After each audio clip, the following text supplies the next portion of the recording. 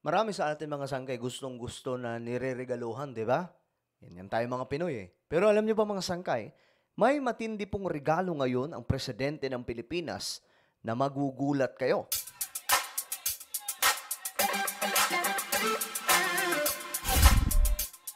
Hello, what's up mga sangkay? This is me. I'm back for another vlog today. At ayun nga mga sangkay, pag-usapan po natin itong regalo ng presidente ng Pilipinas na I'm sure ikatutuwa ito ng marami sa ating mga kababayan kahit ikaw na nanonood ngayon. No, dahil sa tindi ng regalo na to mga sangkay, kahit po ako nagulat ako. Nakaraang araw kasi birthday o araw ng kapanganakan ng presidente natin. At eto nga mga sangkay, marami pong naganap actually. Kahapon may mga nagpapasok po sila sa Malacanang. Parang ito po yung first time mga sangkay ha. Ito sa tingin ko lang. Meron din naman during the time of former President Duterte, yung mga pinapapasok sa Malacanang. Pero ngayon kasi, sobrang open yung Malacanang sa sambayan ng Pilipino. Napapansin nyo ba yan mga sangkay? Meron pong concert sa loob. Mayroon namang, kung hindi namang concert, meron pong mga iniimbitahan po yung mga bata sa loob para magkaroon ng salo-salo. O di kaya naman mga sangkay, kagaya po nito, nag-birthday si PBBM. Ang pagkakaalam po natin, nagkaroon po ng salo-salo sa loob. Marami pong tao, mga iba, halo-halong tao, mga sangkay, especially mga kababayan natin na talagang nangangailangan ng tulong. Nandun po sila, nakipagsalo-salo sa birthday ng ating presidente. At ito po, mga sangkay, good news, pag-usapan po natin. Again guys, pakisubscribe po itong ating YouTube channel, Sangkay Janjan TV, okay? Nahack po tayo nakaraan mga sangkay pero until now, inaayos pa ni YouTube. Yung pangalan natin mga sangkay, hindi pa po masyadong naayos. Rifle pa rin po ata yung pangalan dyan. Pero Sangkay Janjan TV po ang pangalan natin, okay? Inaayos na lamang po ni YouTube yung system. Pero syempre, hindi pwedeng hindi tayo mag-upload ng vlog today. At ayun nga mga sangkay, ito po ang magandang balita. Pag-usapan natin. Ayan. PBBM sasagutin ang gastos ng mga pasyente sa government hospitals bilang birthday gift. Aba, imagine niyo mga sangkay kung gaano karami yan. Buong Pilipinas yan eh. Ayan o, sasagutin daw ang lahat ng gastos ng mga pasyente sa government hospitals bilang regalo. Mga sangkay, sino dyan yung may mga pamilya na nasa government hospitals? 'Di ba? Yung mga public hospitals. Ngayon, ito po yung good news. Kaya po, sa araw na ito, sasagutin po natin ang lahat ng bayarin ng mga pasyente sa lahat ng pampublikong level 3 hospital sa bansa. Sa bansa, mga sangkay. Ayan na. Tingin nyo, makakatulong ito sa sambayan ng Pilipino. Alam nyo mga sangkay, kahit po good news ito, marami pa rin po ang hindi matutuwa dyan. Of course, syempre, ano ba? Ano ba ang asahan natin mga sangkay kung hindi kapag anti-government, talagang may reklamo pa rin po sila sa kabila po ng napakagandang balitang ito mga sangkay mula sa ating presidente. Ang ganda nitong mga sangkay, balita, no? Actually, marami pa. Maraming good news ngayon, mga sangkay. Yung mga farmers po natin sa Nueva Ecija, eto, hindi ko na mapakita dyan. Pero ito mga sangkay, sabi dito, we have transformed the lives of 60,000 farmers in Nueva Ecija with over 276 million in debt removed. So, itong mga pagkakautang mga sangkay, tinanggal na pagkakautang ng mga magsasaka. So, malaking tulong po ito sa maraming mga kababayan natin. No? Ayan po mga sangkay, mga magsasaka ito. Ito naman, saan ba to? Agri-puhunan naman po ito, Pantawid. Ang dami mga sangkay, ang daming balita tungkol dyan, mga magsasaka.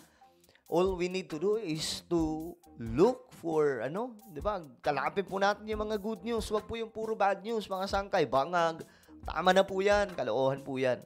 Ako mga sangkay, tinapos ko ng issue na yan simula po nung lumabas ang fake AI video ni PBBM. Tungkol po sa bangag-bangag na yan.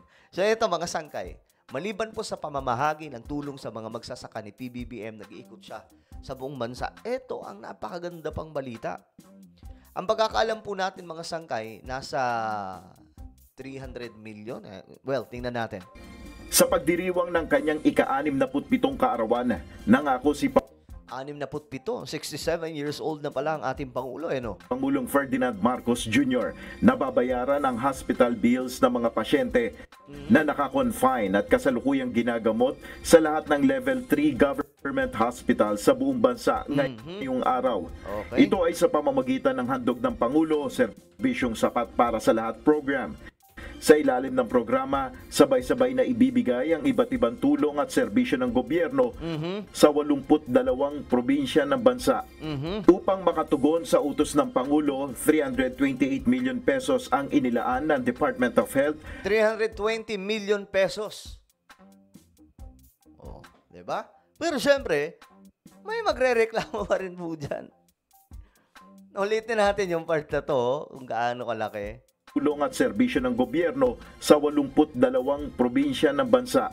Upang makatugon sa utos ng Pangulo, 328 million pesos ang inilaan ng 320 million Department of Health mula po sa Department of Health. para sa 22 tertiary hospitals na O sana mga sangkay, hindi makurap yan ha, yung mga nasa baba.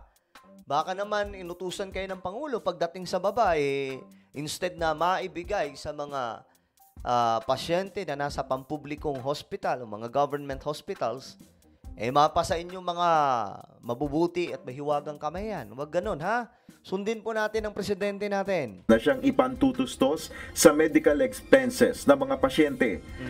May 8 kilalang level 3 hospitals na nasa National Capital Region o NCR. May 6 sa ibang bahagi ng Luzon, 3 sa Visayas at 5 sa Mindanao. Parang, sasabihin ko sana na ang swerte naman ng mga na-hospital. Pero sa kabilang banda naisip ko, pangit naman pala yung term na ang swerte. Kumbaga, siguro ang tamang term, mapalad yung mga mabibiyayaan nito, mga sangkay. Malaking tulong po ito. Talagang malaking tulong ito. Pero syempre, ulitin ko, may reklamo pa rin po dito yung mga anti-government. Ganyan po sila Ayon sa DOH, dadaan sa proseso ang mga benepisyaryo ng programa. Ayun, dadaan sa proseso. So ano kayang proseso yan? Ang mga pasyente ay isa sa ilalim sa interview ng Medical Social Services o MSS ng ospital. At matapos ang pagsusuri, bibigyan siya ng medical assistance sa pamamagitan ng Medical Assistance for Indigent and Financially Incapacitated Patients program ng DOH. Ang mga malilibreng serbisyo ay hospital bill, gamot, laboratory, dental services, implants, therapy, chemotherapy at dialysis. Yun. Samantala, hiling naman At least, klaro sa atin, mga sangkay, di ba? May mapupuntahan ang perang ito. ni Pangulong Marcos para sa kanyang kaarawan ay ang mapaunlad ang sektor ng agrikultura at maging maayos ang buhay ng mga magsasaka. Alam niyo, malapit po kasi talaga ang mga Marcos sa mga magsasaka, sa mga kapuspalad. This is the first time, actually, guys.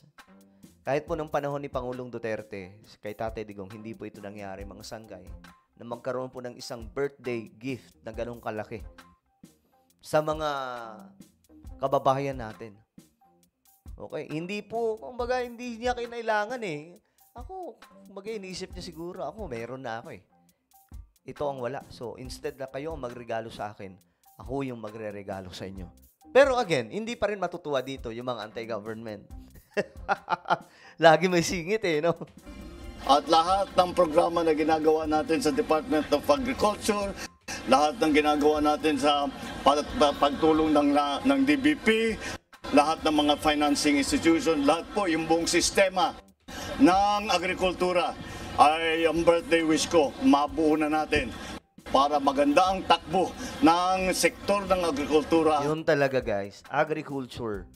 Dito ako bumibilib sa presidente natin kasi tinututukan ngayon yung Department of Agriculture. Ito po yung agrikultura natin, malaking mga sanggay, malaking ginhawa ng sambayan ng Pilipino kapag naayos to.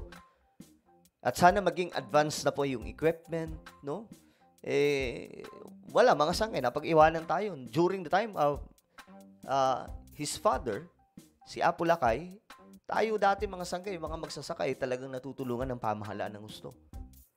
naiaangat. Kaya nga po yung mga taga-Vietnam, di ba? Dito nag-aaral pagdating po sa agrikultura.